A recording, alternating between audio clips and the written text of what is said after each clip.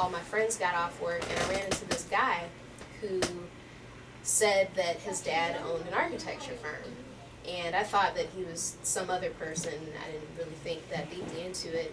And then as he talked more, I realized that his dad was the owner of an architecture firm, a really well-respected architecture firm in Savannah called Gunmeyer Hofshay Architecture. So he told me a good time to walk in and interview, and I got, my elevator speech ready and dressed up all nice and got my little portfolio together with a couple of projects that I had done in school, just as kind of like a cheat sheet of just, hey, here's a little sample of what I've got. But I went there at the time that his son told me to go, and I spoke to the business director at the time, and Pat Shea, who is now my current boss at Gunmeyer Hofshay, walked in and said, give her a second interview. And it turns out, later, I found out that they had no idea that I was coming that day. I thought that his son had told them the time that I was coming, because he told me the time to be there. And at the time, they said that they didn't have a position available. They didn't have a position available for me, but they really liked the fact that I came in and that I was ambitious, and that I wasn't shy to try to pursue and reach opportunities. So that's kind of how that worked, and ever since then I've been in Savannah working at Gunmeyer Hofshay Architects as an architectural designer in pursuit of my license. So I don't have my license yet, but it's actually a very long and tedious process to get it. But I'm an architectural designer, and I love my job. It's amazing. All the people that I went to school with are doing things in their own respective cities and fields, but it's been the coolest thing to be able to come back to Savannah and be able to say, I am physically rebuilding our city for the better on a daily basis. And that's one of the quotes that we use at Gunmeyer Hofshay, is that we're building a better Savannah. But it's true, because Eric Meyerhoff and Bob Gunn, who were the original founders of Gunmeyer Hofshay, were the designers of River Street, which is, we get 13 million visitors a year on River Street, or in downtown Savannah, think a couple million visit River Street every day. So to be a part of that as a young woman, as a young black woman from Savannah, it's just awesome. Like, I can't even describe it. Every day I wake up, and a lot of people wake up and they think, oh man, I gotta go to work. I'm thinking, oh man, I gotta wake up, but I'm really excited to go to work. So anyways, it's a very cool job. Right now, currently, what I do at the firm is construction administration. So basically that means that I am the clerk of the works. I coordinate sub-consultants, engineers, different drawings that we create within the office, and make sure that everything that is specified for building meets the original design intent of the architect and of the engineers of the plans that we put together. So the two projects that I'm working on right now are the Alita Hotel that is going on River Street at MLK and Williamson Street. And the other project, which I'm fully managing, is the Savannah Cultural Arts Center. Hey. And that is going to be an awesome place once it opens. And again, very humbling and very blessed and just ecstatic at the opportunity to be able to create and to help design and manage the construction of a building that is literally going to change the face of how youth are raised in our city. It's an educational building, or its purpose is for education. So the Space Museum that's on Henry Street, I believe right now, is going to basically move their functions there. Oh, wow. And it's built to be able to house, ceramics, metals and glass creation, fine arts, visual arts, performing arts. It's got a big main theater that people are going to be able to either have performances in or be able to even have, I don't know, the term is not a sock hop, but I've had a sock hop when I was in 5th grade and we cleared out the gym and we all danced in our socks. But you can do that there. So, but it's going to be an awesome building, and it's going to be a very beautiful building. So I'm really looking forward to it, and it's been just really great to be able to see the progress as a young person in the field, and to be able to have that as the opportunity to learn how buildings are put together. So those are a couple of the projects that I'm working on. But since being a part of the firm, I've worked on a couple of different hotel projects that are slated to happen in Savannah. I've worked on churches, I've worked on restaurants, I've worked on, I mean, there are a lot of building types that we work with. But again, we pride ourselves on being a part of what's making the city better. So even though these projects are large-scale projects, we don't shy away from, the mom and pop stores that are just trying to make their first environment so that they can sustain their first business. We don't shy away from the young couple that wants to create their own little studio apartment above their own little retail space. The scale is vast, but we like to help make a better Savannah. I guess that's the best way to put it. So that's kind of what I do at my job. And as far as my personal life goes, do you have time for that? And that's a great question. At times I feel like I don't. I was just telling you, like, this has been a long work day. I've been working a lot, but we'll get to that. But in my personal life, yes, I do have a personal life. I love to travel and experience new things and to have conversations with people. And it's kind of funny because for whatever reason, when I went off to college, I stopped watching TV. I don't know why. It just wasn't that entertaining anymore. Conversation was more entertaining. And I think that's something that a lot of millennials get slack about, because they're like, oh, you guys just want to zone out and look at your phones and look at your TVs. And it's like, no, we actually like getting together and having fun and doing cool stuff. But so in my personal life, I do love to travel. I think that I go somewhere outside of Savannah at least once a month. Since I traveled to France when I was in college, that was kind of like the opening, the flower blossoming, and realizing, oh my goodness, there's more world out here. But since France, I've been to Germany, Japan, Jamaica, India, Dubai.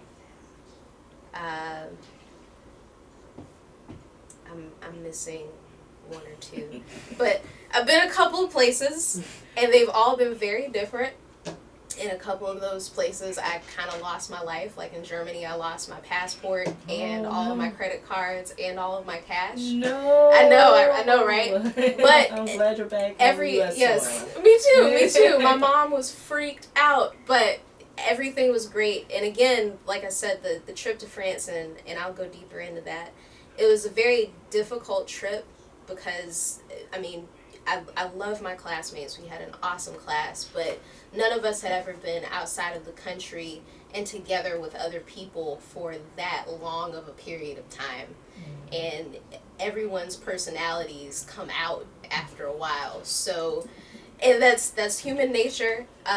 But it was a challenge because there was nowhere that I could go to truly tap into what normally makes me happy when I'm around my family and my friends.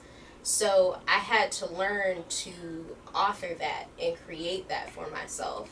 And I realized after that trip, I'm in control of my destiny. If I want to have fun when I go do something, then I'm going to go have fun. I don't care what other people think. I don't care about Debbie Downers. I just want to be authentic in everything I do and have a purpose when I do it.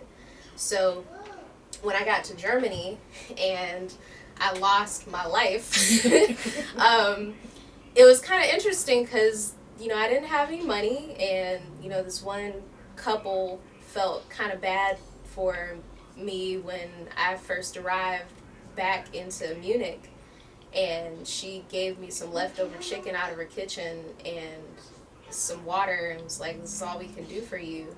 And then after that, I kind of ate some leftovers that I had in the hotel, parceled them out a little bit so I could, survive. And my friend that I was on the trip with, who is so tolerant of me, and I'm so appreciative of her, she fed me a little bit. But I realized that there's so many things to do for fun that are free. I found so many cool playgrounds. And Germany has some awesome playgrounds. Their streets are super clean, and talked to some really bright, brilliant people. Met some people on subways. We took pictures together. There's so much stuff to do, and at no point did I feel unsafe or as though I was unhappy. I knew that I had taken this trip because I wanted to go and enjoy myself. Right. And so I truly got to do that for free. So can I interrupt you real quick? Yeah. How old are you, Meredith? I'm 25. 25, I think I was just really getting serious about my career. Literally the definition of gold. Oh my gosh, you guys. I love you guys. Get more focused and dedicated and confident about yourself.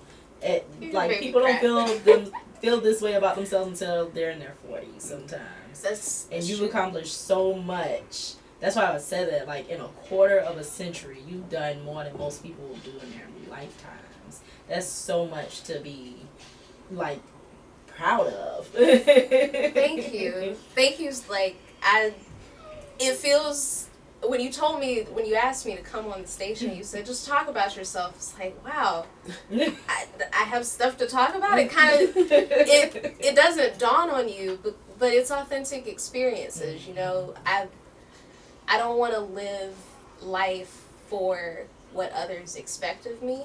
I just want to feel good about what I do every day, so I do it. And you're absolutely right that I know 60, 80-year-olds that just lack focus. And I think that is definitely something that I'm appreciative for, because I had a household and parents that cultivated that in their kids. Both of my parents were project managers, and it's really ironic because all of their kids ended up being project managers. Just happenstance, but maybe not. It was probably intentional because we watched them manage us our whole lives. But they really helped guide us through making sure that, they never told us what to do and what not to do. I mean, granted, you do something bad, you get it. But everything was, we're going to inform you on what your consequences are if you choose to do other things. But ultimately, it is your decision to do what you want to do. Just realize that if you do something wrong, that you pay for what you did. Right. And I remember when I was trying out for dance line when I was in 9th grade at Johnson, and I was also getting deeply into the IB studies, and the International Baccalaureate program is a really intense program. It's probably the most intense thing I've ever been in my life. But it definitely made me a lot more focused and a lot more of a critical thinker today. But I remember asking my dad, what should I do? Because being on dance line is great. I'm personally really lethargic and I hate working out, but I love dancing. So I knew that this was a great opportunity. All my friends were doing it. I was going to look really cute at the band. The drums going in the background. I could see my hair flipping. And I just had this vision of me being great. But at the same time, I knew that the tendency was that when people were in the IB program and they tried to do extracurricular activities, they almost always failed at something, or they were so stressed that caused failure. And my dad told me, Meredith, you have a choice to make. Do you want to be known for your brain or for your body? And I was like, dang, Dad, you're right. And it kind of, but that was one of those teachings from my parents of, this is your choice to make, but just realize what you're choosing. Right. And I think that that's so important. I'm 25. I'm young. I still think of myself as a kid personally. But I realize now as people call me ma'am and stuff like that I'm actually a grown-up, so that's kind of weird. But Josh here with the hello, man. But, I do realize that village, raising a child, is so important. And not everybody has parents like I had, or like I have. They're still here, and I love them. I live with them. So, but I think that realizing as I got older what type of positive influence that was on my life, the types of things that my parents proactively pushed me to do, whether it was do community service on weekends where, other kids were just hanging out and doing whatever. I was always, I actually, when I was in high school, I got the Jefferson Award because I accumulated over 1,000 hours of community service in 3 years. And part of that was because of my involvement in the Chatham County Youth Commission, and which was a very, and still is, a really awesome program that exposes a lot of youth to their civic duties. And I think that that's also another thing that people forget is that, everyone is a civilian. We are all part of the same community. We can choose how active we are going to be in making sure that community becomes better. Exactly. So how you behave personally on a daily basis is going to reflect in your community, because people look at you, they see what you're doing, and if you're slacking off, then they're going to feel that's an excuse for them to do so. And we were told that all the time at Youth Commission, when you go to functions, we cheer. We support each other. We are examples. Youth living a prosperous future. Like, do it, be right, be bold, be loud, but speak up and be a good citizen. So because of that, because of my parents, because of the different youth groups that I was involved in when I was in high school, and also because I was a summer camp counselor for pretty much every summer that I was like 15 on up, I realized I really like kids. I don't want them for myself just yet, but I do like raising little adults. And so when I went to Hampton, one of my jobs that I got after my sophomore year was at Girls Inc. That's in Hampton and around the peninsula area of that region of America. But I basically had about 500 students, probably about 30 of those were boys, but for the most part, all the rest of them were girls, and pretty much every single one of them was a minority. And I was in charge of creating their STEM curriculum and teaching them STEM throughout the whole summer.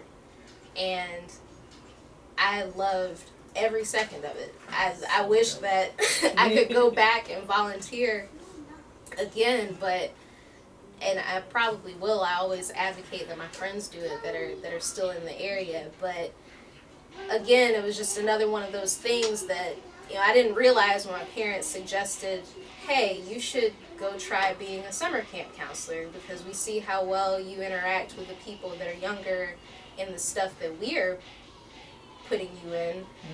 And that kind of just matriculated into me every step of the way that I've been in, no matter what age, always doing something to make sure that I'm giving back to kids.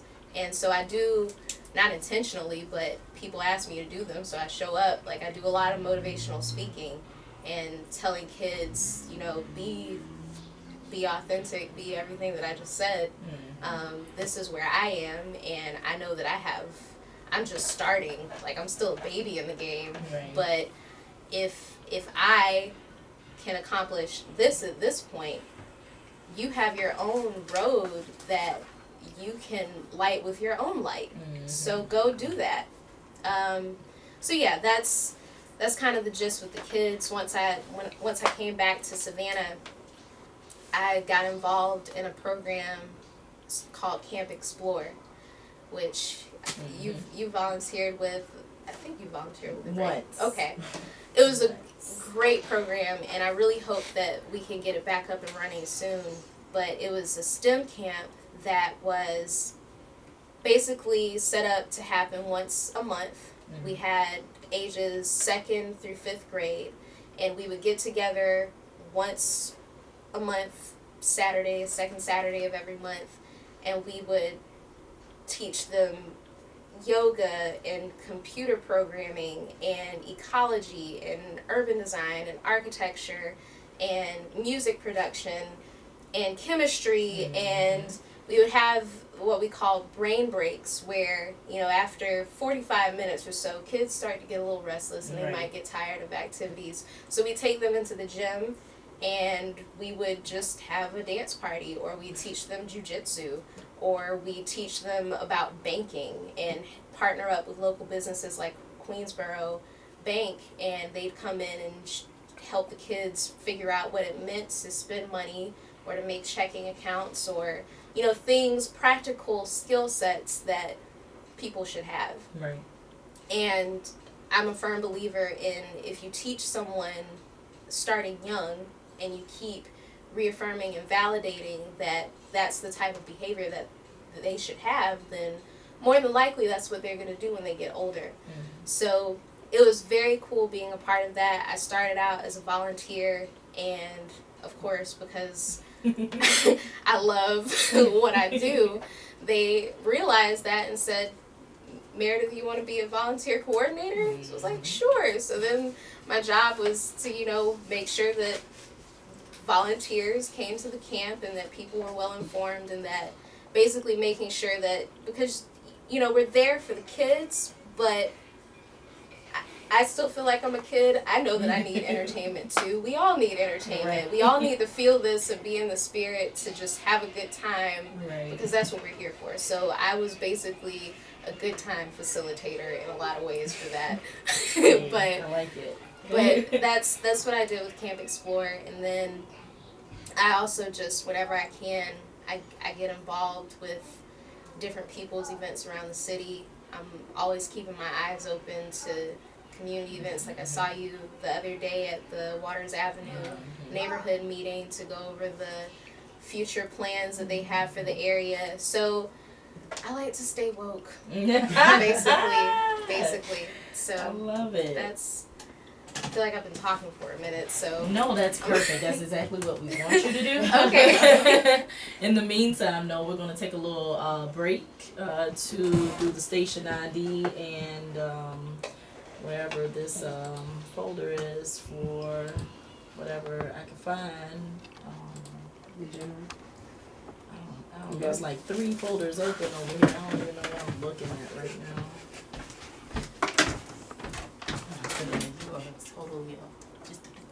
What? Oh, okay. So you're listening to WRUULP, Savannah, Georgia, 107.5 FM, WRUU.org. We are Savannah Soundings, community radio with global soul. We got a Tunes and Brews concert going on this weekend. So join WRUU for our biggest party of the year, our annual Tunes and Brews concert on April 28th from 6 to 10 p.m. at Southbound Brewing. This year's concert will feature visiting musicians Dead Neighbors from Athens, Georgia, and Teen Divorce from Jacksonville, Florida. Local musicians on stage will include WRUU host Josephine Johnson, Clay Hodges, and Nancy Druitt. We'll also have great visual art, sizzling food, and of course your favorite locally made specialty beers from Southbound Brewing. All proceeds will help support Savannah's only community radio station, WRUU. Ticket information is available at WRUU.org. That's Tunes and Brews on April 28th from 6 to 10 p.m. at Southbound Brewing on Lathrop Avenue. And now for our other promo. Great question. So when I was 9, I started to draw a lot and I was drawing hamster cages. And I would deck them out in these drawings. I mean, it was like hamster theme parks. And I did it for probably a couple months. And one day, and here's more irony in how the story is connected, my parents said, Meredith, you should be an architect, or you should consider being an architect. In my brain, I was just thinking, oh, no one else says that at career day. That's a big word. I'm going to be an architect someday. But they introduced me to Eric Meyerhoff, who was one of the founders of the firm that I work in. And he looked at my work and said, oh, this looks like a freshman in college could have worked on this. This is great. So I kind of knew from that point that architecture was something that I was interested in. And all throughout high school, I kept with that philosophy that that was something that I wanted to do. And I actually considered either going into biology or going into computer science. I was on the robotics team in high school, so I really liked working with technology. But because I had been telling myself for so long, architecture is what I want to do, that's what I did. And I actually had a change of heart a couple of times while I was in school. I think that after my third year of school, I realized that architecture wasn't necessarily what I wanted to do. But I had not had enough experience in other fields to know what else there was that I could do. Mm-hmm. But I think that once I got out of college and I spent some time in Savannah, it dawned on me that, life is not some straight line where you have to start and end. It's cyclical, it goes in waves. Just because you're here now doesn't mean that that's where you're going to be in 5 years. But the reality that set in was that, I was always a very studious person when I was in school, when I was in high school and grade school. And even though I didn't like the subjects that I was studying per se, to this day I'm terrible at history. I can't remember names. I can't remember dates. But I remember that, bad things happen and they shouldn't happen again. There we so go. that's kind of the gist of it. But I realized that I wasn't particularly a fan of what I was learning, but what I fell in love with was the art of learning. Mm-hmm. It wasn't what I was learning, it was the fact that I loved to learn. Right. So that, once I figured that out again, I thought about it and I said, I can be whatever I want to be. I can do whatever I want to do, but as long as I go into it thinking, this is what I want to learn, and I want to be really great at this once I become a master at it and learn it, that's all that matters. So once I got into that mindset and I got this job, I think I was very nervous because I had gone through a period of time where I was lost and I didn't necessarily know what that thing was, but I had made that decision at that point of whatever I do, I'm gonna love what I do. Right. So that's just where I landed. But anyways, so that's kind of why architecture, and it stuck, and I love it now, especially because of, like I said, what I'm doing. But I think that I've always loved art, and I've also always loved science, and it was a perfect mesh of the two, because you get to draw, you get to be creative, but you also are a problem solver, and you also have a lot of things that are calculated decisions inside of buildings.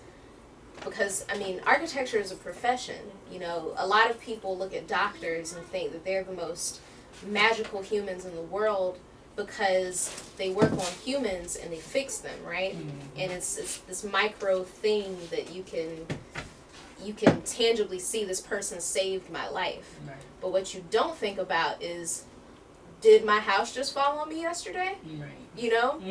An architect designed that. And they designed it with the intent that you would be able to use it and not notice that it's messed up, hopefully, if they were a good designer.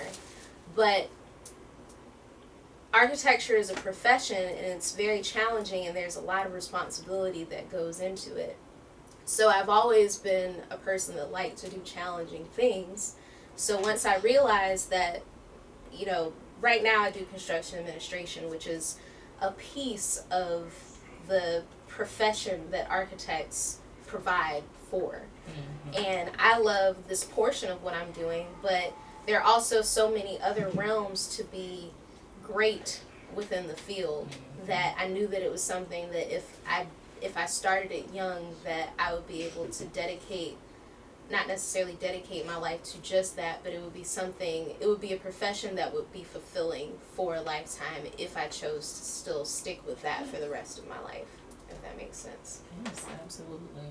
Yeah. It's so interesting that, you know, especially a lot of young black girls, they don't get into those STEM careers. Right. And to see you have shown interest at such an early age, your parents cultivated that, and everything just came full circle for you. You know, that's very intriguing, and it's very promising, you know, in the fact that you give back your time. I really hope they do come up with another Camp Explore or some program like it. Yeah. Because what I saw, and then what I know, you know, and what you all showed, was those kids were actually engaged. Yes. You know, very engaged. They were engaged. They were learning about just different opportunities. They weren't aware they were learning. That was the great thing about it. You know, like, oh, I'm just going to like put some pop rocks and some soda and you're just going to like make a mess everywhere. But now you don't even know you're learning chemistry. You know, just being so intrigued with their activities and just learning at the same time. And for you to have taken over that program at one point, because everybody was looking to Meredith for advice. I'm trying to figure out why, because we have a team of people, and you know, the team that we worked with for Camp Explore, Tim King, Rita Harris, Molly Lieberman, Tori. I mean, it's a massive team. I feel like I'm at like the Oscars right now saying all my thank yous, but we all worked and collaborated really well together, and I think that the students noticed that, and they noticed it, and they noticed that they were appreciated because of how well we meshed together and how well we were able to execute it. So it was beyond them learning. It was like a spiritual activity once a month of, you know, by the end of the day, I've got 4 kids hanging off the side of my body that are just, you know, attached, like, oh, let's play another game. And I'm like, no learning anymore, people, please go home. But it was great though, and I definitely didn't run it. Like I said, it was a team effort. It may have looked like it because I had 8 kids stuck to my body, but no, it was an incredible experience. And like you said, a lot of young black girls do not get into STEM fields, but part of that is because people don't have that reinforcement to say, here's something that you can do, and to help guide them when they feel like they are not reaching their potential. That, you know, the fact that you wanted to be a nurse your whole life, and suddenly once you get into nursing, or once you get into science class in high school, or whatever it may be, and you don't like it, that's not the end of the world. You just keep trying, you know? So I think that that's definitely something that I would like to continue to do while in Savannah, is just to help create and cultivate and be a part of programs that help our young people. I remember when I was in Hampton, and there was one of the boys that I had in the program who was probably six or so. I mean, he was he was a bad little kid, but he was good at heart. But a lot of teachers didn't want to deal with him because he had so much energy, and he had just it was uncontrolled energy. And so whenever I would teach him, I would usually have to separate him from the group because he would create pure chaos if he was with the group. But I remember one day asking him to write something for me, or to at least spell his name on a drawing that he just did, and he didn't know how to spell his name. And he was 6. And to me that was just that's a problem, and that means that we as a community had failed him, because you can't be around adults all day and have the excuse that you didn't learn something. That's our job. And that was our job when we were 12 and watching out for our little siblings. That's our job today. Some of us choose to ignore it, but that doesn't mean that it's still not our job, you know? So I absolutely agree. It's definitely something that I want to do more, and I love that there are people like you and you and you in the community, because we get it and we try at least. Like, all you can do is try. So Ben said there's a $10 million surplus. Let's fight for it, and some more stuff.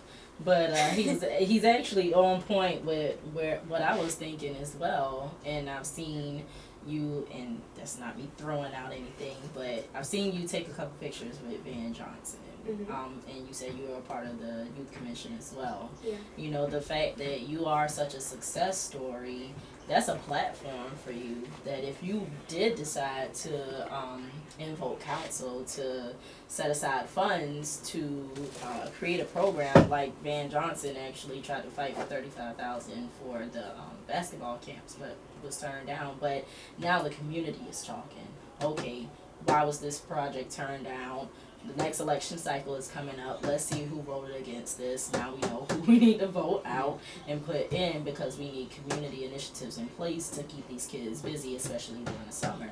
And STEM is definitely a great program, especially when you're considering what you're in, architecture, and the development of Savannah. Like, we are developing Savannah all the way around. When you look at downtown, you got the hotel development. When you look at the east side, you got the revitalization efforts over there. And then when you look at the south side, you have Georgia Southern, who's moving in now, and then the new owners of the Savannah Mall. So you don't know what's going on.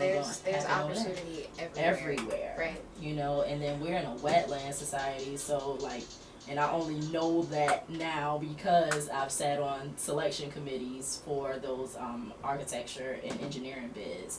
So when you do development in the wetlands, you have to go through a whole different permitting process, and you have to get permission from the American Corps of Engineers in order to even get permission to develop in those lands, because you got to make sure you're not disrupting the ecology system. Right. So there's like a million jobs right there, just for that one permitting process. And a lot of people don't really see what goes into building a hotel or making new roadways. Like, there's the groundwork that has to be set, the architectural design and the engineering design that has to be set before construction even begins. And that's like anywhere between a 9-month to a 15-month period. It's extensive. Yeah. So all of those details in between are jobs. Right. And you, especially when you're talking about the city of Savannah, you get extra points for being a local business. And when we're talking about these professional careers that require license in architecture, engineering, lawyers, and who else? The surveyors. Surveyors get paid a lot of money. And most of the time when you see a surveyor, you're just thinking like, oh, they're just peeping out that lens, just standing on the side of the road. But they get paid like $90 an hour plus just to do that. And so those are the jobs that I would really like to see our young black kids filling up, instead of just those construction jobs, you know, because I mean, yeah, those get paid a lot of money too, but if the more you think, the more you get paid. Right. Period.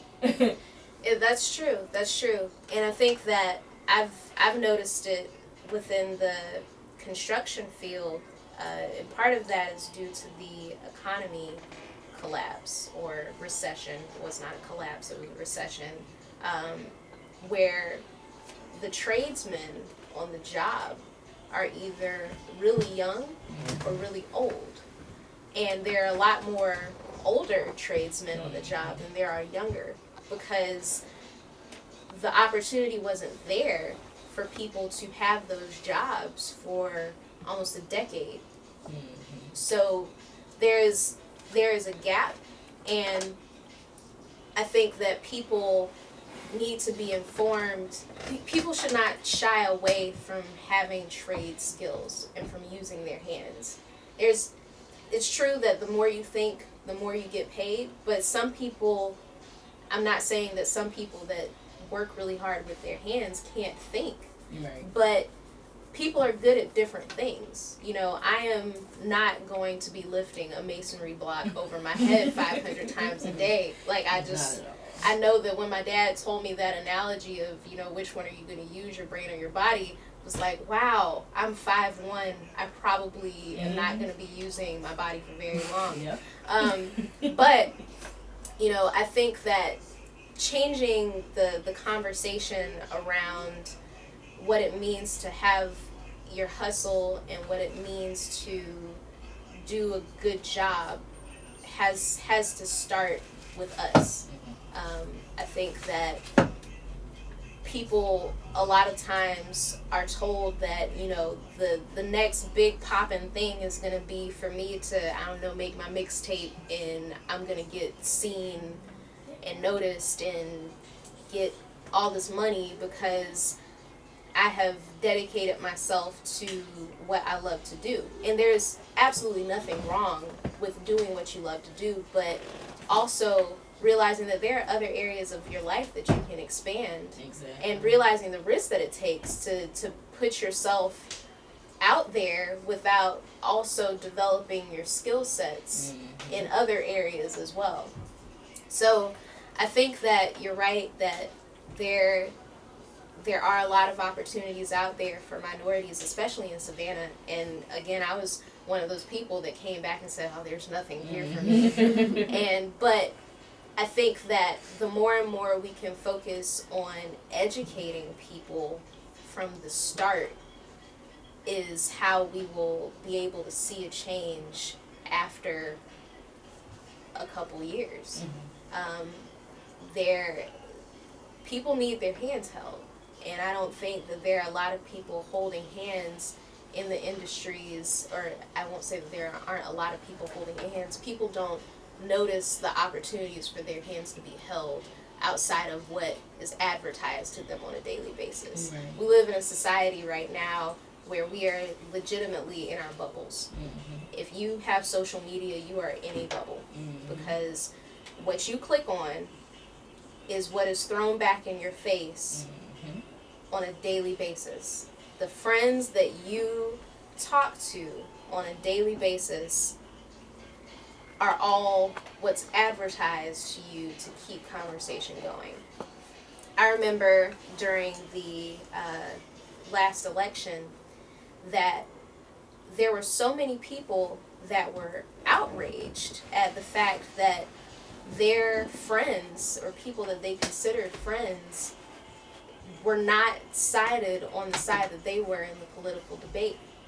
And I remember thinking, where are y'all finding these people? Because everybody I talk to seems to have it together. Like they're all on the same page. And then I realized that the reason that I thought that was because my timeline was being manipulated to what Facebook and Instagram thought I wanted to see. And then there were several friends that I had that thought differently than I did. And maybe that could have been the opportunity for us to have conversation, but because I was hidden from those conversations and because I was hidden from that whole perspective, I didn't know. And I think it applies to everything. You are what you eat. Right. So if you're eating the same thing every day, you're probably going to become that. Mm-hmm. And so it's about making learning about other things cool again. Like, I don't know, like, how else to say it, but it definitely is going to take more than just me or Mo, or like, it's going to take a village, and we have to educate our village about all the opportunities. So that's kind of how I feel about it. But as far as the different opportunities that the city is offering, she's absolutely right. There's a lot that people want minority involvement on and developing business involvement on, and I think that it's just our job to, with the mics that we have, to be able to say, hey, here's this thing, here's that thing that's happening, and that starts today. So yeah. So wait. No, go. Well, as always, we're running out of time. Right. But already? Yeah, that hour goes by like 2 minutes. It does. I mean, your whole life is like super dope. Right, we can go for like 3. Just Meredith. Oh my gosh. This is great. Before we get too close to the end, I just wanted to explore a little bit, because we've heard all the good. If any, what type of oppositions have you faced as an African American pursuing your goals in your field? That's a great question. I think that I have a couple of things that are working for and against me, depending on which side of the glass you're looking at. I am young. I look really young. I got yesterday that I must have just gotten out of middle school when I was walking down the street. So I'm always somewhere between 12 and 28. And thank you. And so because of that, and also because I am black, I have really big curly hair that's kind of nappy when it's not laid, and I'm also a woman. And so because of that, construction in America, at least, has been a very male-dominated industry. And I think that I was kind of in a utopia when I was at Hampton, because it was an HBCU, so there were a lot of black people, but also we had a balance of actually more women in our class than we did males. And so I thought, when I came out of Hampton, that this is how the world was maybe going to be. And I was mistaken. Now, granted, Pat Shea, my boss, has done a lot to make sure that he is inclusive of everyone. So we have Trinidadian, Jamaican, Savannah, right, Kentuckian, everybody. He's not shy to invite anyone to the table. But putting me in the position to do construction management now meant that I had to interact with people that were actually on the job site. I was no longer hiding behind my computer doing drawings for 8 hours a day.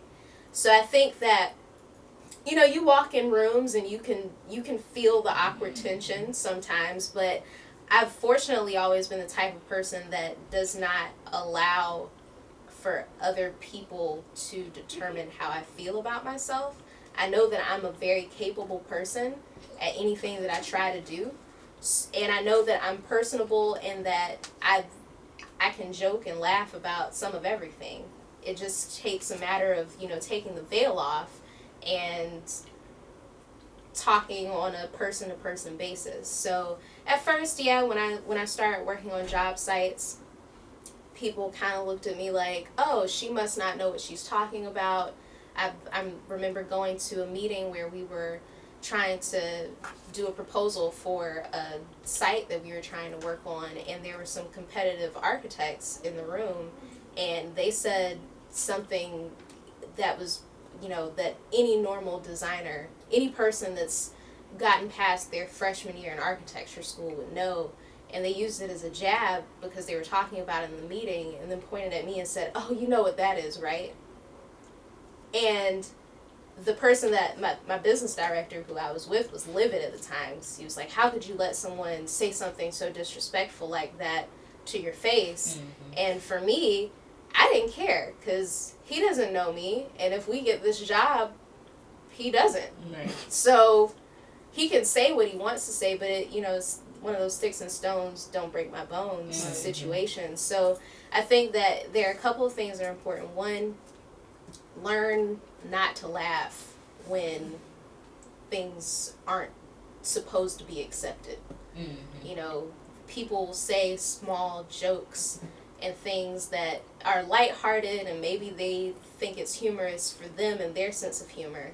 But if it's something that's insensitive that can hurt someone else, then you just don't laugh. And maybe that makes you look like a stone-faced witch for a second, but the reality is that they realize, right. Oh, that kind of makes somebody uncomfortable. Maybe I shouldn't say that anymore. Mm-hmm. Then there's also not internalizing, realizing that you are there to do your job. Mm-hmm. And people will come at you from every possible direction with something to throw you off of your game so you cannot perform at your job, because that's what they're there for, is to make sure that you don't succeed. So realizing that every day you go to work, this is what I'm supposed to do today. If there's something else, whether it's a contractor, whether it's a consultant, whether it's a coworker, anything that could potentially distract you from your goal, don't worry about it. Just diffuse it. It's not worth the energy. So those are kind of the things that that's how I've handled the situations that I've been in. But I think that things are changing slowly. I think that there are definitely a lot more, one, black people, and two, women in the architectural profession now. When I graduated from college, when I graduated from college, I think there was only one woman in Virginia that had gotten her architecture license in Virginia that year, which is crazy. So there's definitely a lot more work to do, but ultimately I'm really proud to be in the position that I'm in, and I hope I'm here for a while to be able to make an impact. So that's that. You are super dope, Meredith Stone. Thank you. Wait, really fast. Give us your elevator pitch. What's the one thing you want our youth to gain from this conversation? Believe in yourself and be great and be good to each other, and the elements that you learned in kindergarten don't change. Those 7 principles of just caring, sharing, loving, all that, it still applies as you get older. And don't think that just because you're a kid that you aren't someday going to be an adult. Have respect for yourself, respect others, and make sure that you always carry yourself the way that you want our future to be seen. And that's that. Love it. There we go. We are at 10 o'clock in 35 seconds. Okay. We made it. Yes. Hey, that's better than we do going to Right. Well, it's been a great pleasure. Thank you for having me. Thank you so much. I'm super happy to be here. Yes. I hope that I got the job done, but absolutely more above and beyond. Right. Thanks, you guys. And we'll see you tomorrow at 40 Under 40. Yes, it's a celebration. I got my dress, so turn up. Woohoo! I'm gonna drop in and drop out, but we'll talk about that later. Okay. You are listening to WRUU-LP, Savannah, Georgia, 107.5 FM, WRUU.org. We are Savannah Soundings, community radio with Global Soul. Real Talk is out. Good night. Oh, yeah.